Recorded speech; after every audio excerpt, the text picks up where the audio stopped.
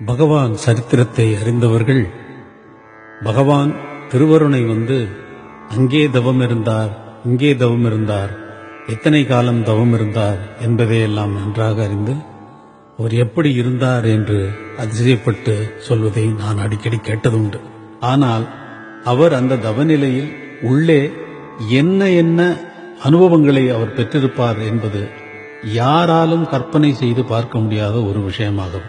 ஒரு சமயம் துரைசாமி ஐயர் என்ற பக்தர் பகவானிடம், பகவானே, நீங்கள் பல இடங்களில் இங்கே உட்கார்ந்து சாதனை செய்திருக்கிறீர்களே, அந்த சாதனையை பற்றி கொஞ்சம் சொல்லுங்கள் என்று கேட்க, பகவான் மிகவும் சாதாரணமாக, சாதனையா? சாதனையை பற்றி எனக்கு ஒன்றும் தெரியாது. அங்கங்கே பல இடங்களில் நான் உட்கார்ந்து கண்ணை மூடிக்கொண்டிருப்பேன், சில நேரம் கண்களை திறந்து கொண்டிருப்பேன்.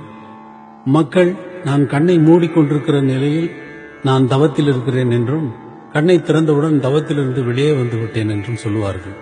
ஆனால் எனக்கோ தவ நிலைக்கும் தவம் இல்லாத நிலைக்கும் வித்தியாசமே தெரியாது.